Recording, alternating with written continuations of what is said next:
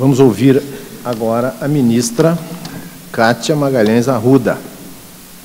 A ministra é especialista em economia do trabalho, também, e mestre em Direito Constitucional pela Universidade Federal do Ceará, é doutora em Políticas Públicas pela Universidade Federal do Maranhão e pesquisadora de temas relacionados à precarização do trabalho e eficácia dos direitos constitucionais trabalhistas.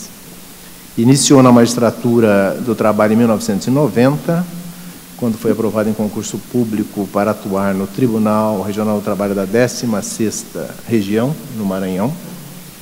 Em 2000, foi promovida a desembargadora daquele tribunal, ocupando os cargos de corregedora no período de 2003 e 2005 e de presidente no biênio 2005-2007. Em 27 de março de 2008, assumiu como ministra do Tribunal Superior do Trabalho. A ministra Kátia foi ainda membro de bancas examinadoras de concurso para juiz do trabalho e para professor da Universidade Estadual do Maranhão, além de ter representado a Justiça do Trabalho maranhense no Fórum Estadual contra o Trabalho Infantil. Foi também presidente da Comissão de Memória do TRT do Maranhão. No período compreendido entre 94 e 2009, foi professora no curso de Direito da Universidade Federal do Maranhão. Foi professora da Escola de Magistratura do TRT da 16ª Região, de 94 a 2008. A ministra Kátia é autora e coautora de vários trabalhos. Tem uma obra sendo lançada agora no nosso Congresso. Atualmente, a ministra também é vice-diretora da Escola Nacional da Magistratura Trabalhista, a ENAMAT, e preside o Centro de Formação e Aperfeiçoamento de Assessores e Servidores do Tribunal Superior do Trabalho. Com a palavra, a ministra Kátia. Bem, boa tarde a todos novamente.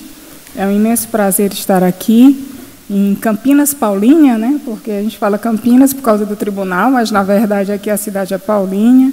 É uma honra para mim participar desse evento, o convite que me foi formulado pelo presidente do nosso tribunal, doutor Flávio Cooper, e o doutor Samuel, que é da Escola Judicial.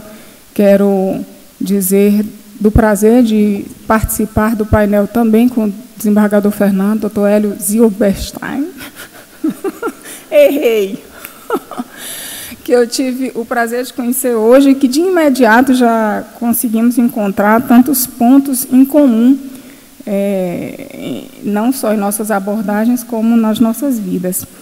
E devo fazer uma confissão, eu comecei a pensar o painel exatamente da mesma maneira do professor Hélio, consultando o Aurélio para analisar o termo viabilidade. Então, como ele já fez essa abordagem, eu pretendo, então, fazer outra, para não ficar repetitiva.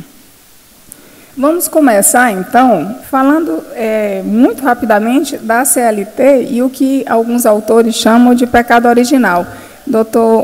Professor Hélio, o senhor vai agora ver a minha vingança. Eu quase fiquei de torcicolo, olhando para o seu painel, agora... Pois é, devia ter feito isso. Falando um pouco da CLT no seu pecado original, que muitos falam, já que ela nasceu sob o signo de uma sociedade centralizada e autoritária.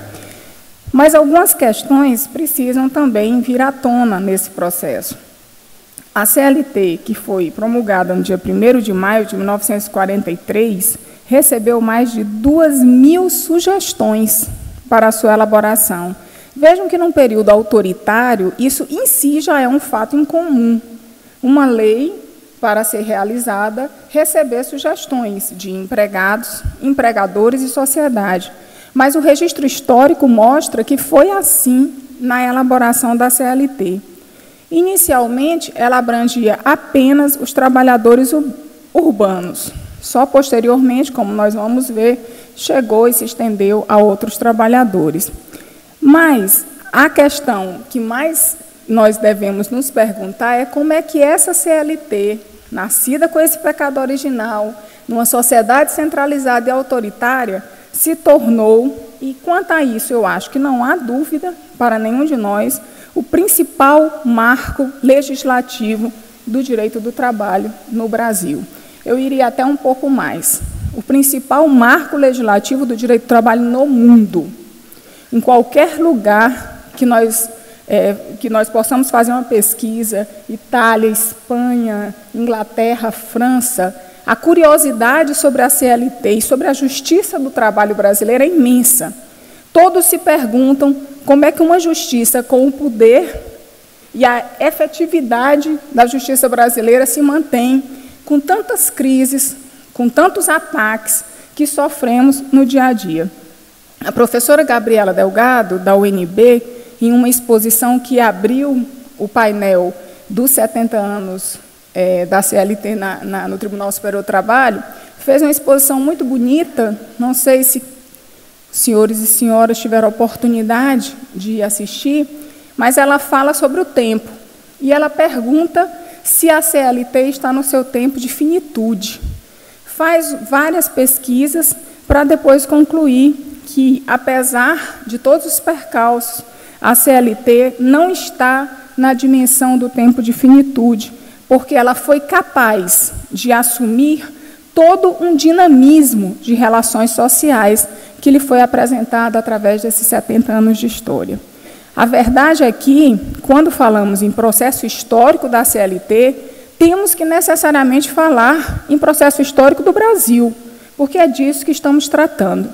Então, ao invés de voltar ao tema do sinônimo da palavra viabilidade, que o professor Hélio já fez aqui para todos nós, vou reverter um pouco a minha exposição e procurarei falar sobre 3 aspectos. A primeira é sobre a validade da CLT. A segunda, a necessidade da CLT. E a terceira, sim, entrando no enfoque da viabilidade. Nessa caminhada histórica da CLT e do Brasil, nós vemos que ela vem atravessando a ditadura de Vargas, ou melhor, ela surge na ditadura de Vargas, e todos os historiadores dizem que a instituição do direito do trabalho do Brasil ela é muito anterior à própria CLT, devido à existência de greves. Só o fato, gente, vamos pensar, né, e discutir as coisas que querem colocar na cabeça da gente de qualquer maneira. Só em pensar que, na época da criação da CLT, 2.000 sindicatos participaram mandando propostas, isso, sindicatos de empregados e empregadores, isso já é suficiente para compreendermos que ela não foi exatamente uma dádiva, que ela fez, sim, parte de um processo histórico. É bom que se ressalte que, muito próximo, na própria América Latina, já existiam outros estatutos, inclusive o do México, que é bem anterior ao nosso, da Argentina, que é mais ou menos concomitante, do Peru, entre outros. Então, os historiadores eles demarcam esse processo histórico do direito do trabalho mais ou menos em 3 fases principais. A primeira que iria de 1930 a 45, que seria uma instituição das regras de direito do trabalho de uma maneira mais forte. Um segundo período, que iria de 45 até 1988, com a expansão dessas regras jurídicas relacionadas ao direito do trabalho. E uma outra, que vem de 1988, considerando 88 o marco constitucional, até o momento presente, que os historiadores chamam de consolidação democrática constitucional. Então, vejam que a CLT ela foi perpassando esses períodos históricos. O período da ditadura de Vargas, do regime militar, o processo de redemocratização, ela intercalou esse período com todas essas teorias que envolvem o neoliberalismo, de fim de emprego, de descentralidade do trabalho, e a Constituição Federal para cá. Aqui, vou fazer uma pausa apenas no tema descentralidade do trabalho, que muitos autores defenderam, para citar o professor Christophe Dejour. O professor diz que o trabalho não só não acabou, como muitos teóricos chegaram a preconizar, como, ao contrário, ele se intensificou. E ele diz, a duração real do trabalho não para de aumentar, e agora ela é deslocada para outros países com baixa remuneração e com aumento da ilegalidade. E ele diz, outros conceitos de reengenharia, outros conceitos de produção intensificada ou de qualidade total, por exemplo, também, no fundo, escondem a degradação das condições de higiene e saúde, apenas aumentando os acidentes de trabalho. Quais as principais mudanças legislativas? Mesmo depois da CLT e logo em seguida, várias mudanças legislativas aconteceram. Eu coloquei apenas alguns exemplos, como a regulação do descanso semanal, através da Lei 605, de 1949, a instituição do 13º salário, a expansão de parte dos direitos para os trabalhadores rurais, o FGTS, o aviso prévio proporcional, essa mais recente, com a Lei 12.506 de 2011, a emenda constitucional 72 de 2003 de empregados domésticos, que com certeza a ministra Adelaide logo em seguida irá nos esclarecer sobre todos os pontos referentes a essa emenda, que deram que mudaram um pouco o quadro legislativo já depois da CLT. Mas, sobretudo, o principal foi a Constituição de 88. Quanto a isso, é muito importante demarcar esse conceito. Porque a Constituição, sim, essa Constituição fez a atualização da nossa velha e boa CLT. Principalmente referente à igualdade entre trabalhadores, no caso urbanos e rurais, e agora domésticos, a unificação da prescrição para o prazo de 5 anos, limitado a 2 anos da extinção do contrato de trabalho, a diminuição da jornada de 48 para 44 horas semanais, o salário mínimo unificado nacionalmente, o reconhecimento de acordos e convenções coletivas. E aqui vou fazer uma pequena pausa. A CLT nunca dificultou ou limitou acordos e convenções coletivas. É claro que esses acordos e convenções ganharam a dimensão constitucional e a legitimidade constitucional, mas nunca houve, por parte da CLT, essa limitação. O que a CLT pode, sim, trazer alguma restrição é a acordos e convenções coletivas que precarizem direitos, que destruam direitos, que diminuam direitos. Nesse ponto, sim, a crítica pode efetivamente ser verdadeira. Mas, em relação a acordos e convenções de expansão, que é até o que está previsto na nossa Constituição Federal, não vejo por que dizer que a CLT traz essa restrição. E um outro ponto importante nessa atualização constitucional foi a questão referente a avanços antidiscriminatórios. Se nós pegarmos a redação da CLT, aquele capítulo sobre nacionalização do trabalho, é um capítulo que foi completamente alterado via constitucional. Não fica praticamente nada daquele capítulo, que era um capítulo discriminatório para estrangeiros, que visava mesmo manter a parte mais avançada do movimento sindical da época, que eram os italianos, ou as teses anarquistas. A ideia da CLT era mesmo excluir essas pessoas. E toda essa parte foi banida, digamos assim, pela atualização constitucional, assim como quase todo o capítulo referente a limites ao trabalho da mulher. Mas aí, essa é a pergunta no sentido da própria validade. A CLT é válida? E aí eu me fiz essa pergunta. O que seria do direito do trabalho no Brasil sem a CLT? E comecei a pensar, a refletir para chegar a alguma conclusão. Me parece que, a princípio, o que nós teríamos era um conjunto de normas esparsas, porque essas normas já existiam e outras vieram a existir depois da CLT.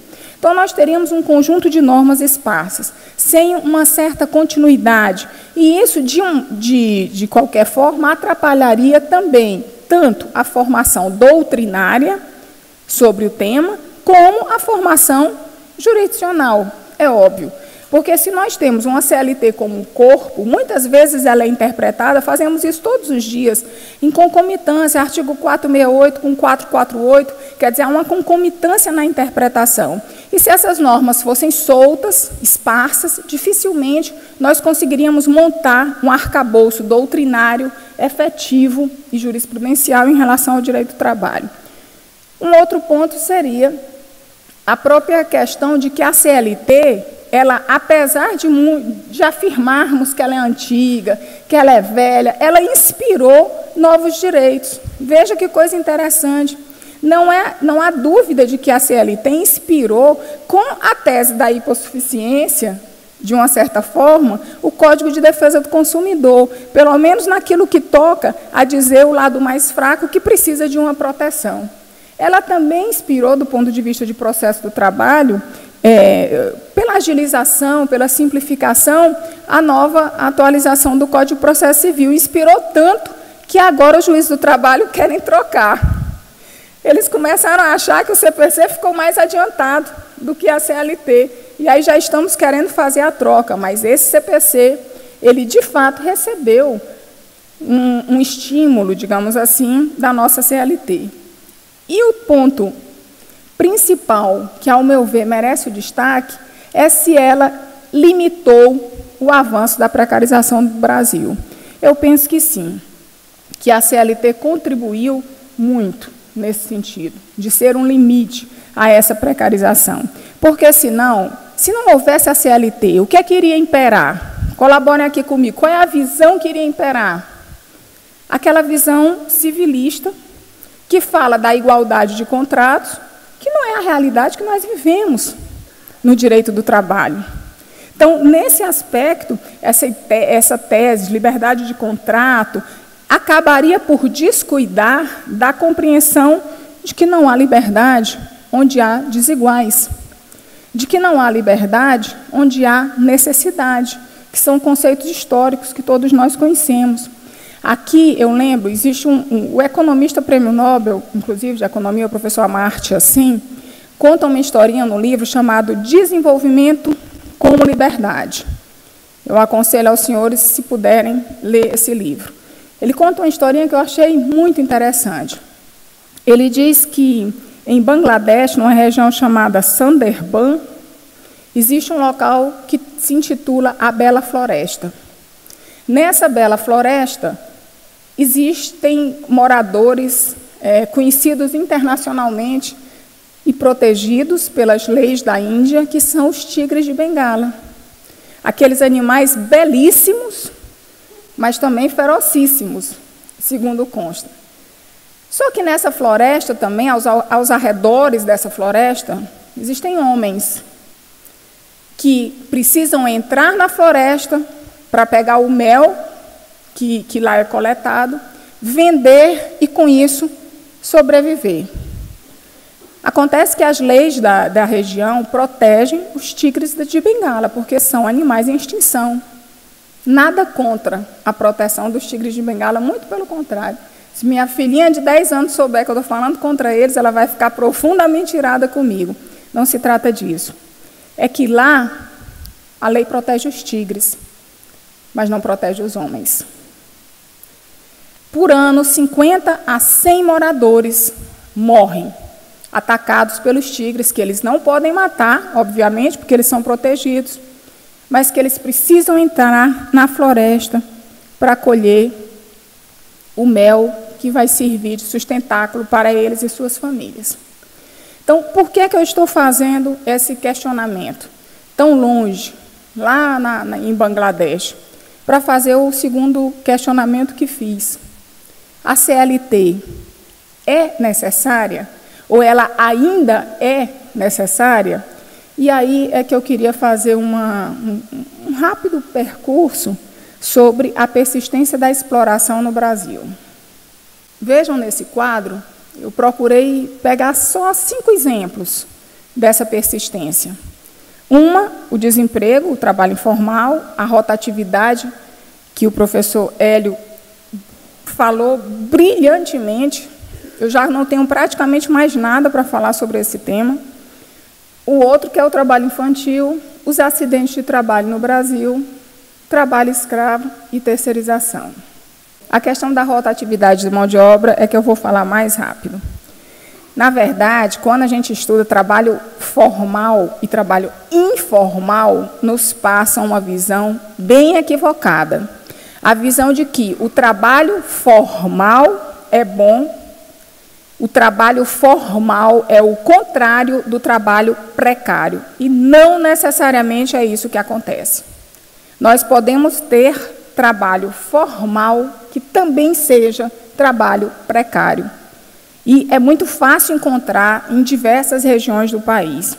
Segundo as informações da FGV, de fevereiro de 2012, os trabalhadores informais representam em torno de 22,2% do total de empregados.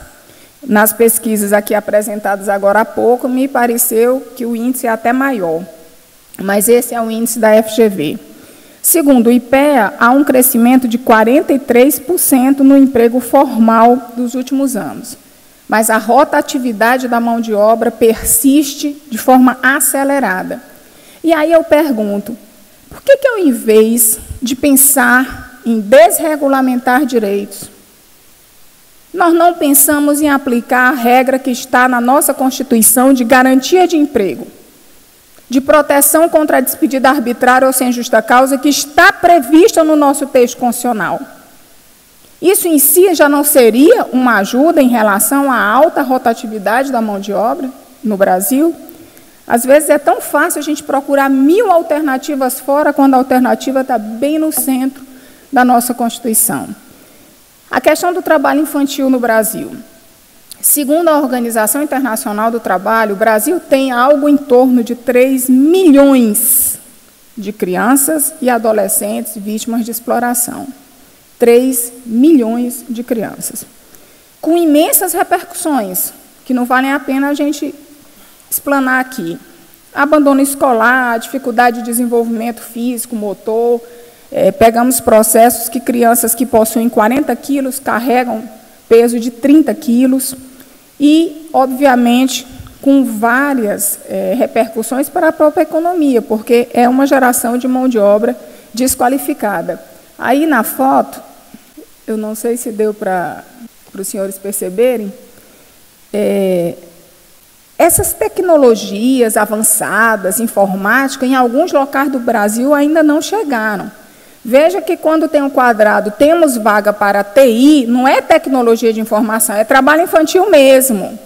É isso que a charge está mostrando. Ali são crianças na faixa de 6, 7 anos quebrando pedras, em Pernambuco. Então, a realidade do trabalho infantil ainda persiste no Brasil, a despeito de falarmos dos avanços da tecnologia, de tantas outras opções que temos hoje. O acidente de trabalho, então, é um outro exemplo alarmante. No acidente de trabalho, aliás, eu vejo como a desvalorização da vida humana chega ao seu limite máximo. Eu contava para alguns colegas, agora há pouco, que recentemente nós pegamos 2 processos no Tribunal Superior do Trabalho que literalmente chocou a magistratura. Um deles, um empregado, no seu horário de trabalho, eletricista, subiu num poste para fazer um trabalho numa linha energizada.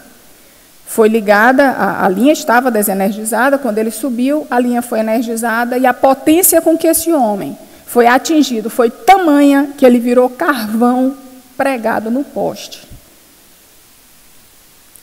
Na hora da defesa, o que foi que se alegou? E aí eu entro na discussão que o professor Hélio veio. Nós ainda temos um empresariado que nos assusta, tamanho atraso. É claro que não posso dizer que é a maioria. Existem muitos empresários com consciência trabalhando bem, mas existe uma parte, professor, que nos choca. A tese, na hora da defesa, foi: eu não sei o que o empregado foi fazer pregado no poste. Ele era eletricista e ele estava no horário de trabalho. Deve ter ido soltar pipa lá em cima, porque não tinha o que fazer. Pior ainda foi um outro caso vivido por um colega. O caso foi o seguinte: a máquina deu prego, ou melhor, a máquina estava quebrada, uma máquina grande de manufatura, e precisava ser consertada. O empregado chegou e disse: olha, a máquina não para que eu possa efetuar o conserto. E o empregador diz: dá o jeito, porque eu tenho que resolver o problema.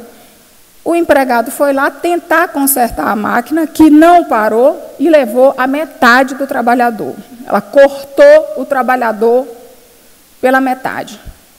Vocês podem imaginar qual foi a tese defendida pelo advogado da empresa? Alguém aqui consegue imaginar? Tentativa de suicídio.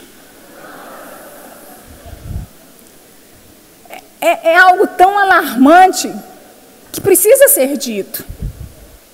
O professor Mário Elfman, de Buenos Aires, ele tem uma frase que ele diz assim: o processo de trabalho é inseparável do processo de valorização do homem.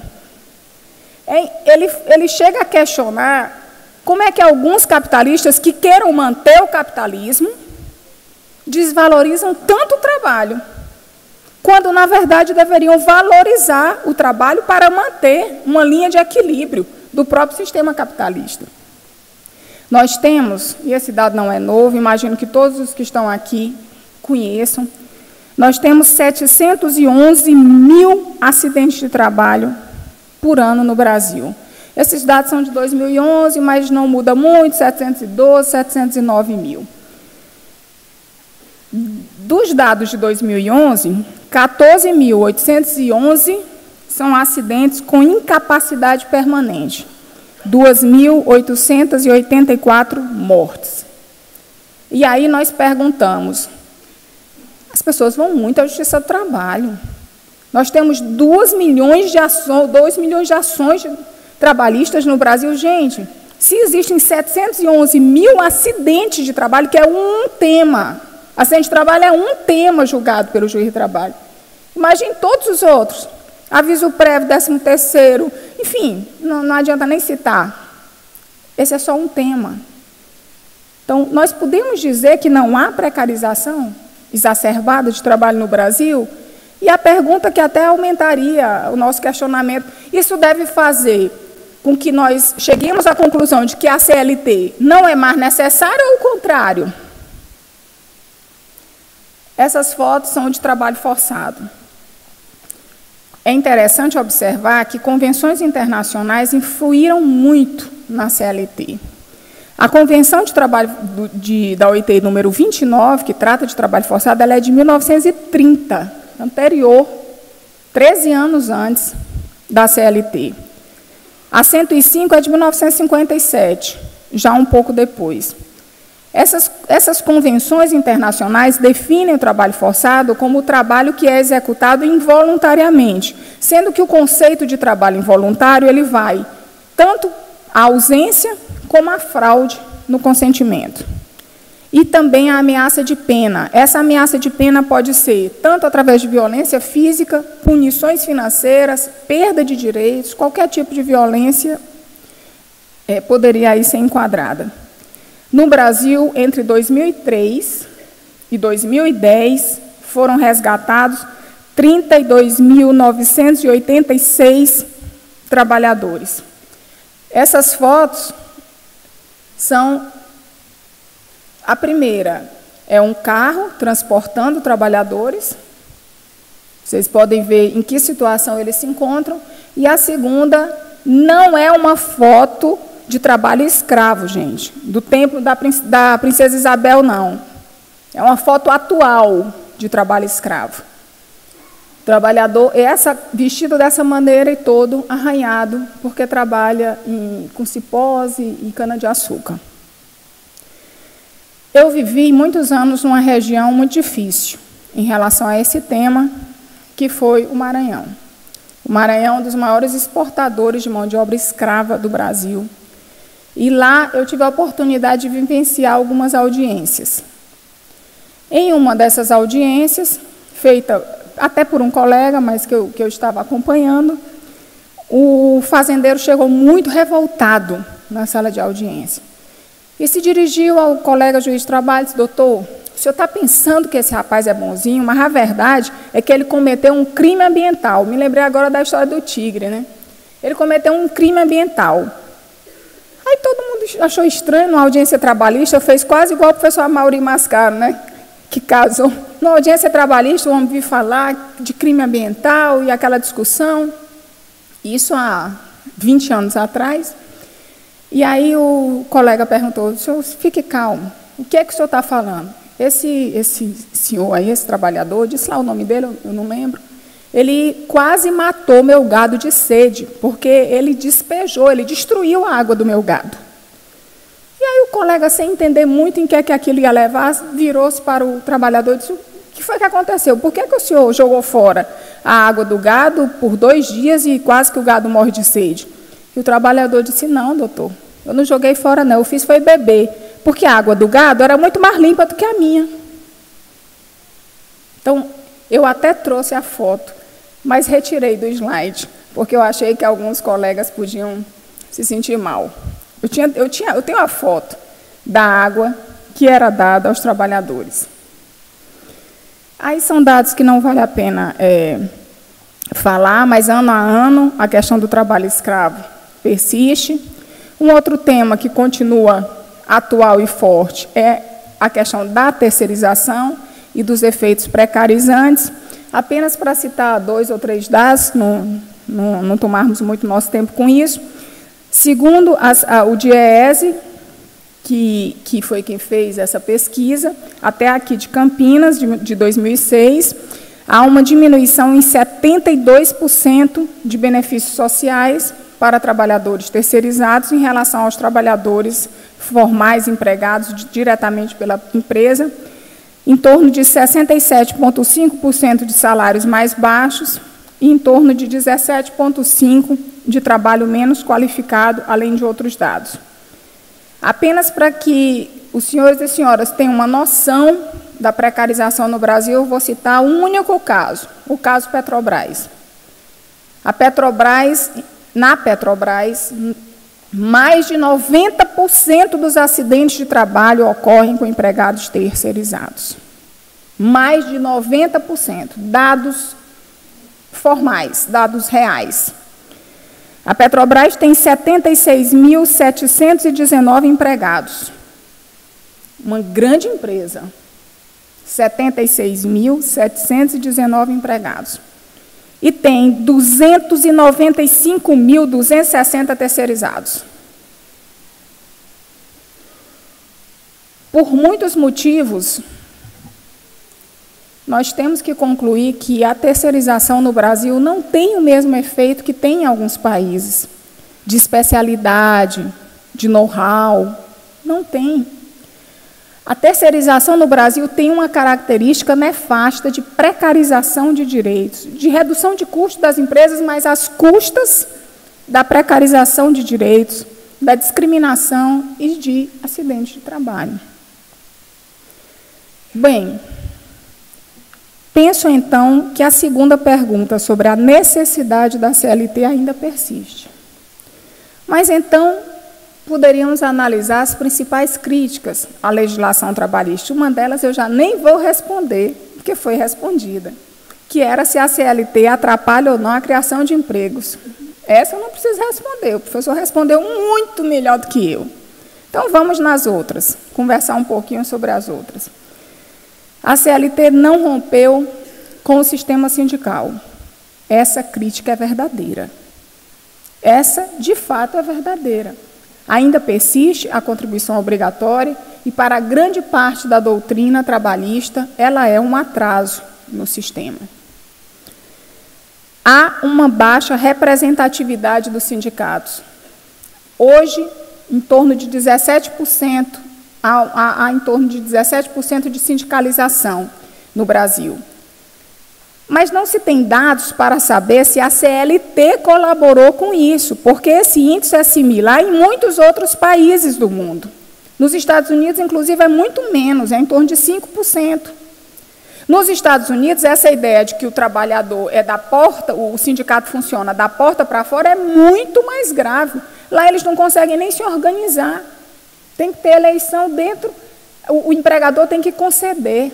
Então, de fato, podemos constatar que ainda há uma baixa representatividade, mas não consegui, em pesquisas científicas, como acadêmica que sou, eu sempre procuro pesquisas, constatar se é a CLT o motivo ou não dessa baixa representatividade. Aliás, depois dos últimos eventos do Brasil e do mundo, eu acho que a discussão de representatividade está permeando tudo. Há uma discussão sobre defasagem de representatividade em todos os níveis.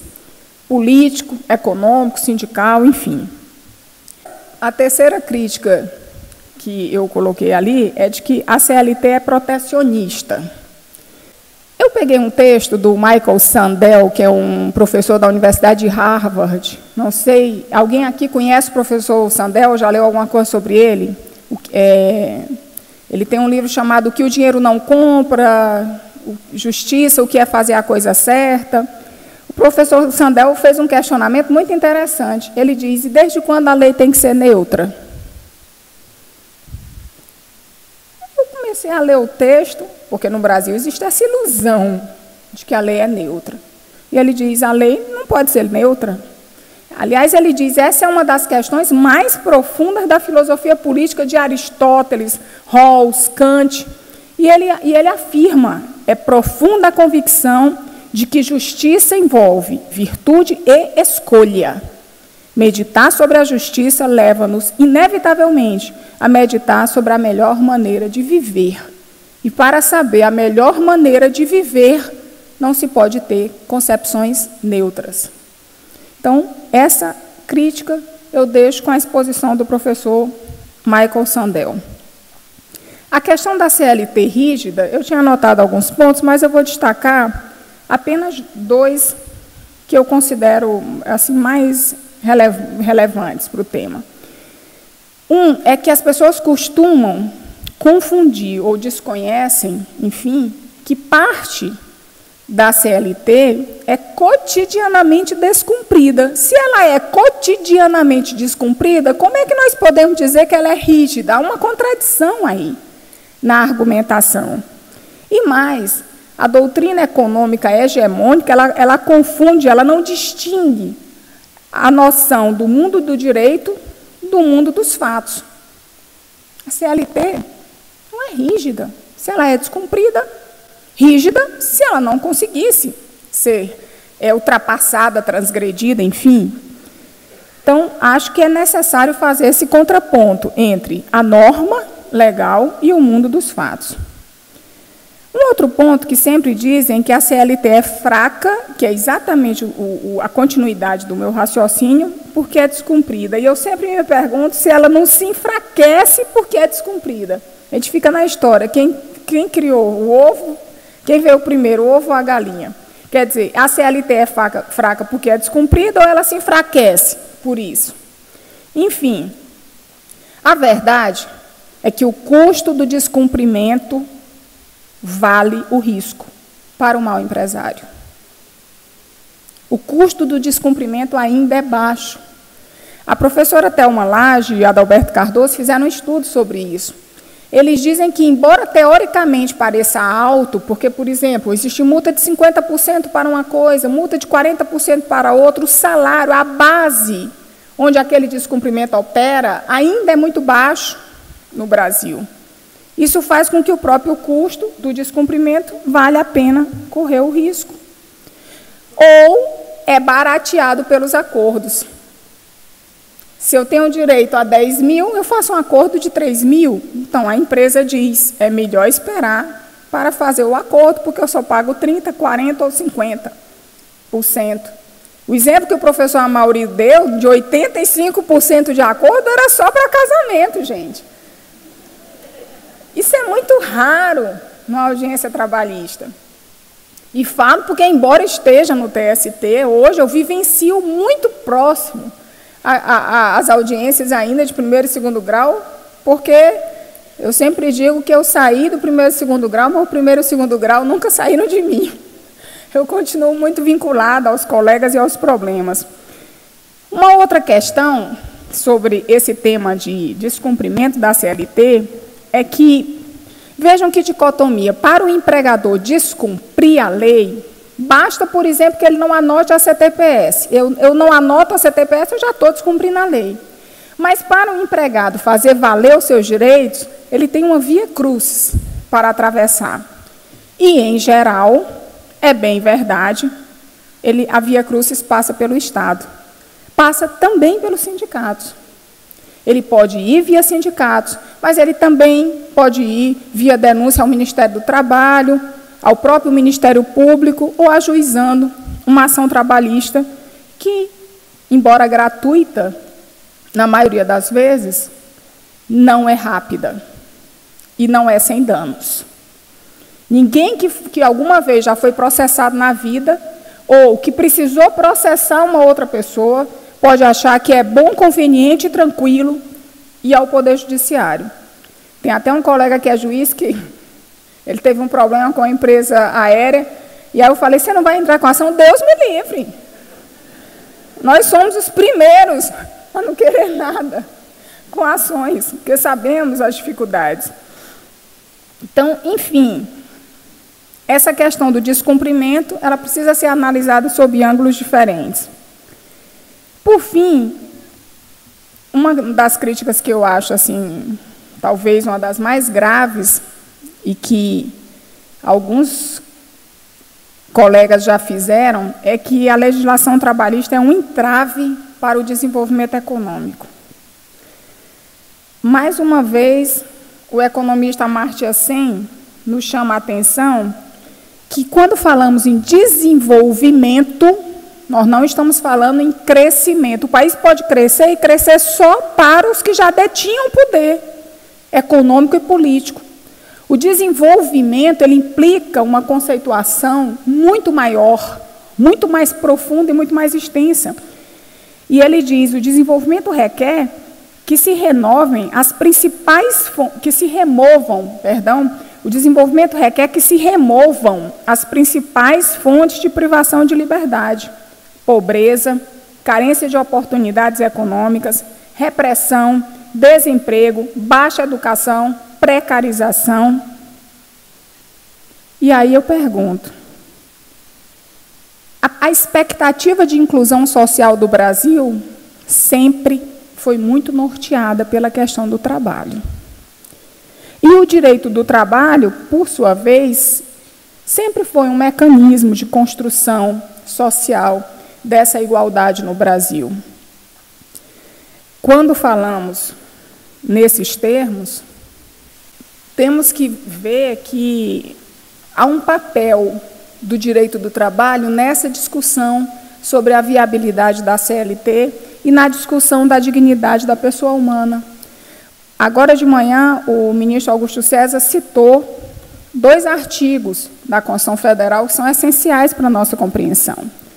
Um é o próprio artigo 7º da Constituição, que está aí no comecinho, são direitos dos trabalhadores, aí vem urbanos e rurais, todos aqueles direitos, além de outros que visem a melhoria de sua condição social. Esse artigo, para muitos doutrinadores, traz implícito a cláusula ou o princípio do não retrocesso social.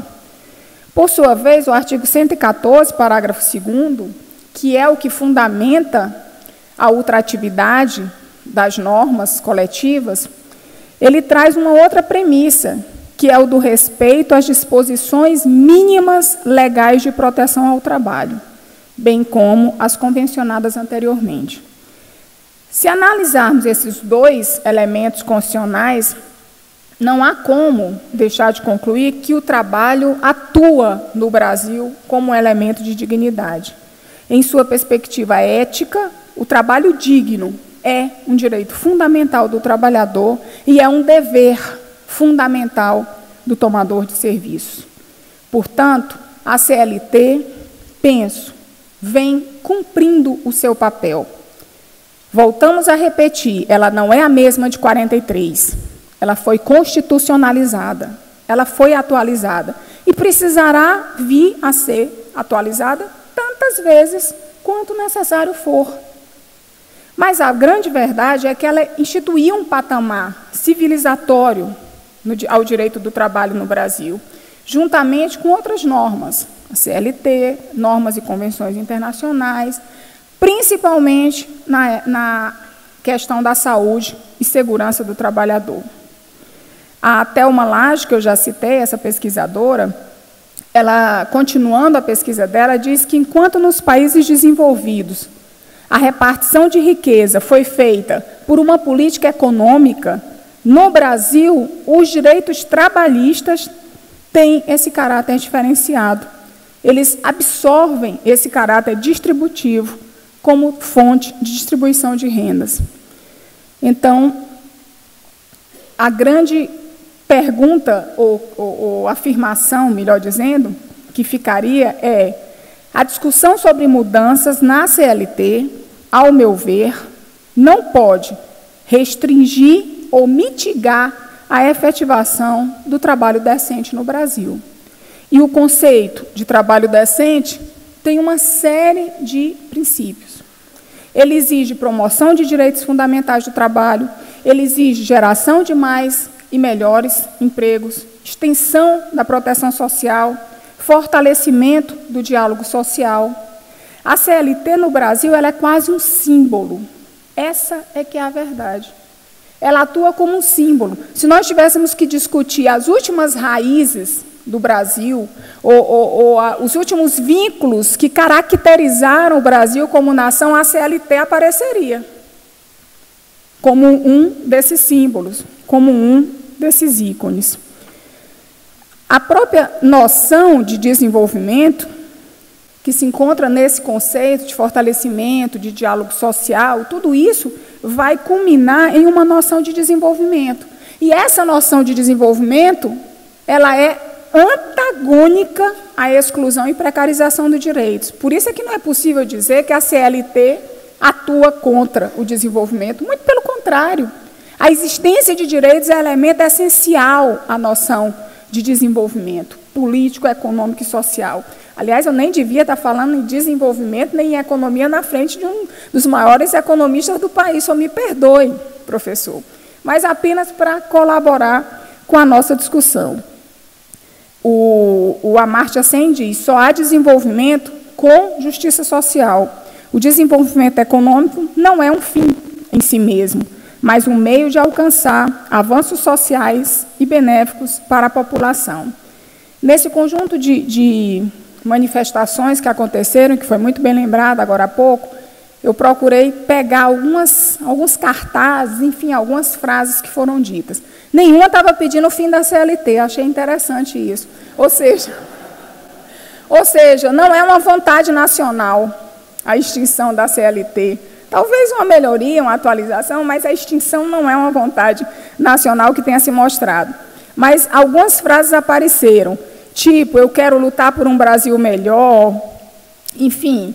Isso me fez lembrar uma pensadora judia que eu admiro muito e sempre cito, Hannah Arendt, quando ela diz que ninguém se enfurece em condições impossíveis de modificar. Quando é que a fúria irrompe? A fúria irrompe quando há boas razões para acreditar que as condições poderiam ser mudadas e não são.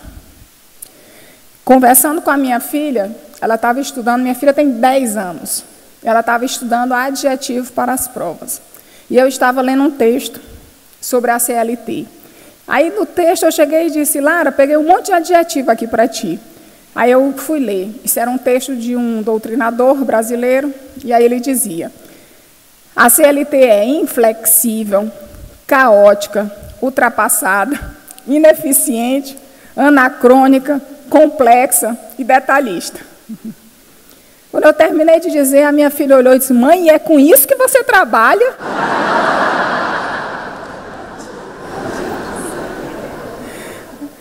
Pois é. Aí eu falei, não, minha filha, mamãe trabalha com direito do trabalho. É com a CLT, sim, mas com várias outras leis. A mamãe trabalha, sobretudo, com a Constituição Federal. E esse direito do trabalho, queridos amigos e amigas, ao meu ver, ele é vivificador, digno, respeitado internacionalmente, renovado e inclusivo. E é nele que eu acredito. Muito obrigada.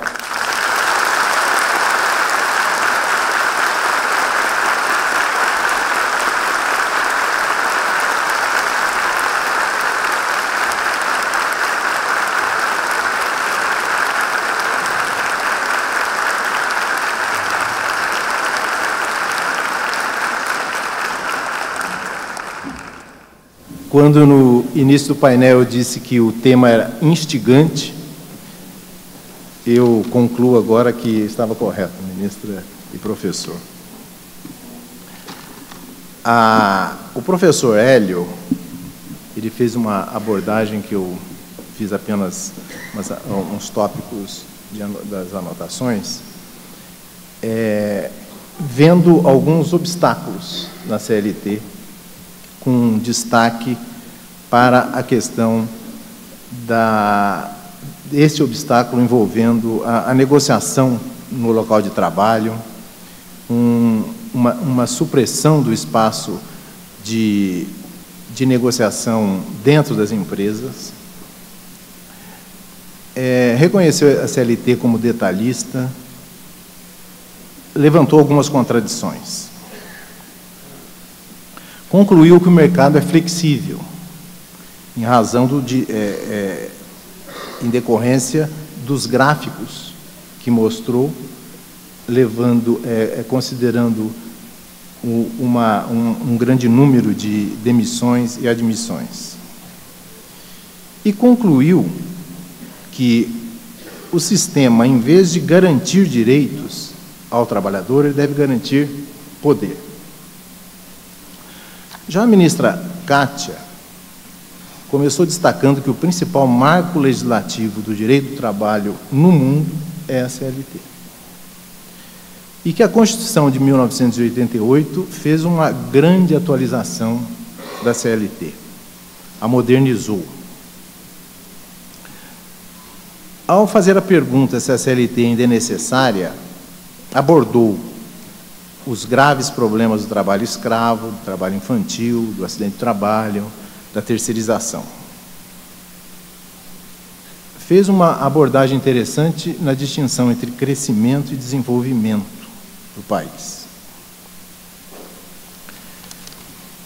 Quando o professor Hélio abordou a questão daquela curva ou daquele gráfico em que o número de empregados com mais de 5 anos de trabalho decresceu violentamente, eu pensei, o primeiro pensamento que me veio, é que se o inciso 1º do artigo 7º da Constituição, que está há 25 anos esperando regulamentação, se tivesse sido regulamentado, se aquele mesmo gráfico se repetiria. Isso é uma reflexão minha, professor.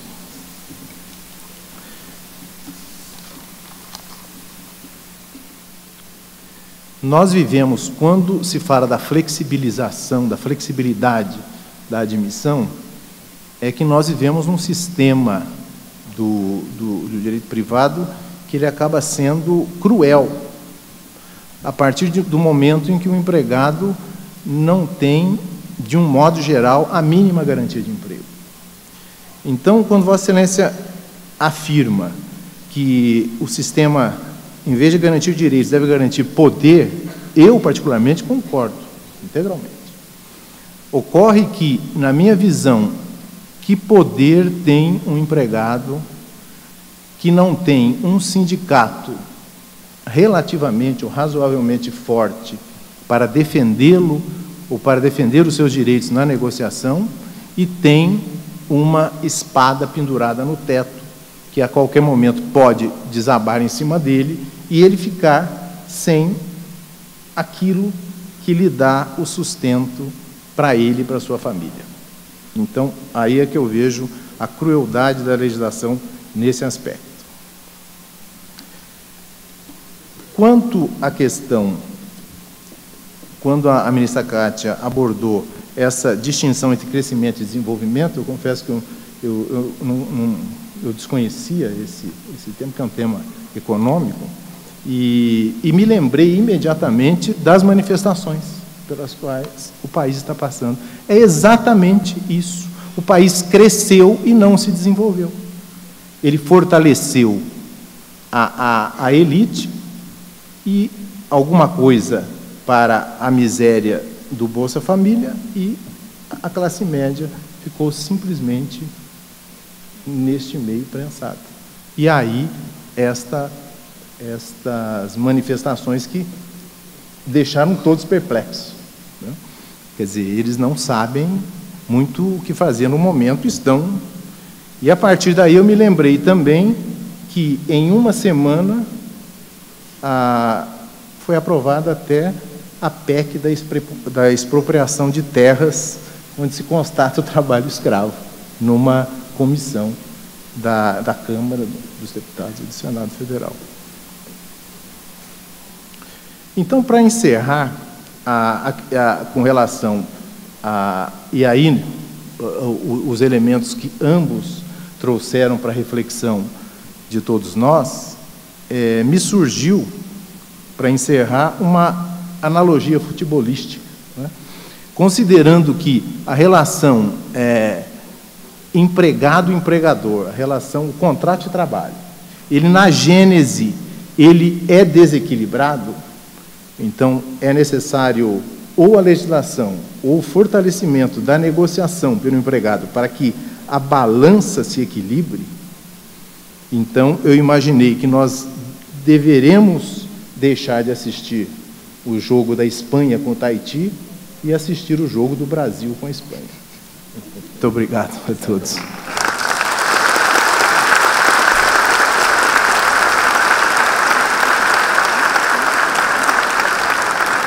Eu apenas gostaria de encerrar agradecendo muito e parabenizando a ministra pela palestra e o professor pela gentileza de nos trazer os seus conhecimentos e a sua visão sobre este mundo do trabalho. Muito obrigado.